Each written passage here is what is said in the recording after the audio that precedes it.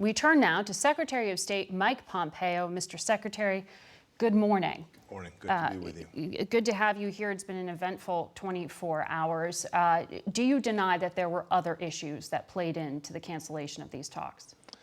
Margaret, you have to go back to first principles and what we've been trying to do for, frankly, 2.5 years of the Trump administration in Afghanistan. President Trump made clear we wanted to do everything we could to reduce risk to the United States, that we would not have terror strike the United States from Afghanistan as it did on 9/11, and we would never give up protecting the American people. But at the same time, we wanted to make sure we got the force posture right, that the $30+ billion a year that we're spending there is not a sustainable model, and he wanted to reduce that. So we entered negotiations with the Afghan government. We've worked closely with President Ghani over the past months. We've worked with other Afghan leaders. We've worked with the Taliban to try and get the Taliban to commit to reducing violence. They had committed to doing so.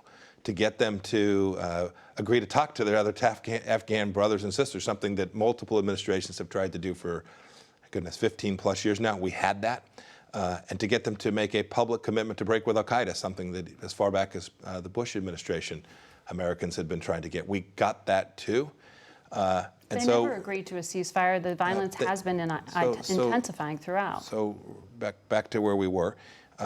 We were working to deliver that set of outcomes so that we could make good decisions about American treasure and risk. I was just a few hours ago out at Dover Air Force Base for the dignified transfer of the remains of Sergeant First Class Barreto. I was with his family.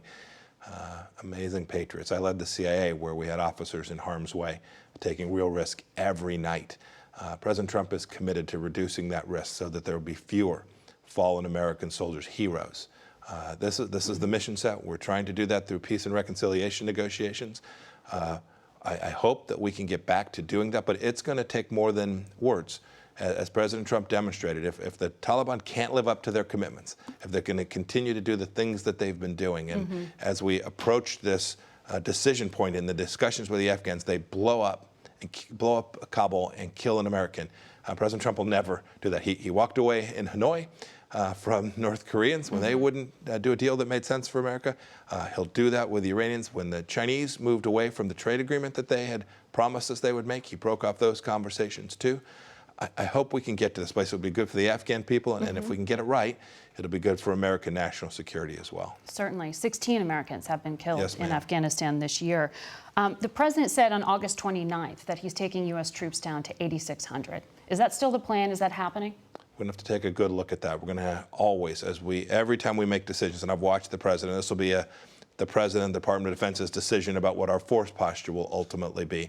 So that order has not been given, and he does not intend to do that yet. That's up for consideration? We want to make sure every place that there is the risk of terror to the United States, not just Afghanistan, in the Sahel, in the Philippines. We have terror risk all across the world. We want to make sure always that we have the right number of forces, the right composition of our forces. We've got great partners in Afghanistan with our NATO partners who are there fighting alongside of us as well. President Trump will always make the decision about what the right level of American military activity is. And as I think he suggested... So he's standing by that decision, though? That's what I'm asking you to clarify. I think as you saw in his tweet last night, we've killed over 1,000 Taliban in just the last 10 days. So it has not been the case that we've been negotiating with our hands tied behind our back.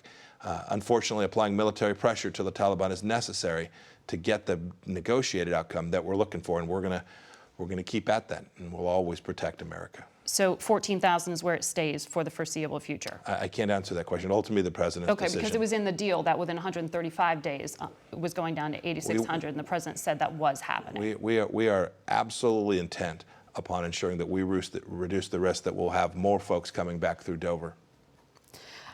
I know you went to that dignified transfer last night, and that had to be an incredibly moving moment.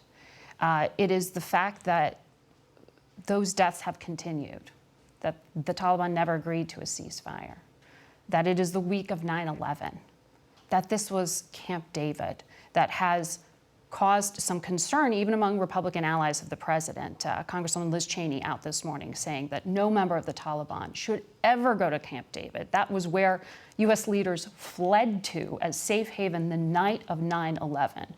Who told the president that this was the appropriate place for the Taliban to visit? You yourself have called them terrorists. Yeah. Look, I don't talk about internal negotiation or deliberations and who said what to whom and when. I've honored that for 2.5 years now.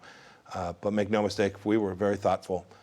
We thought about this a long time. And ultimately, the president made the decision that this was the right place. We know the history of Camp David. It's where peace has been negotiated many, many times. And sadly, you often have to deal with some pretty bad characters to get peace. I'd say to anybody who say you shouldn't negotiate with the Taliban, tell me how else they'd like us to talk to try and get reconciliation in Afghanistan, something that the Afghan people want, and something that would be a great thing for America's service members and for American national security. We understand who the Taliban are. We're clear-eyed. And I assure you that even today, on the ground, General Miller has all the authority he needs to make sure he preserves and protects American fighting forces there and takes it to the bad guys. So we're still at this hard. We'll still be at it hard. In the end, we hope that we can find a solution that reduces the level of violence and increases the probability that we won't have to have more American lives destroyed, more heroes returned. Had the Taliban ever accepted the invitation to come to Camp David? Yes.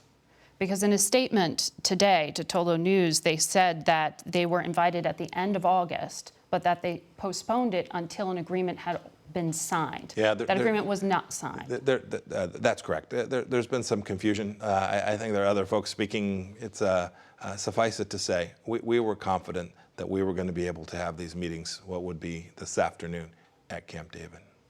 And why was that meeting called off? Yeah, the president was very clear.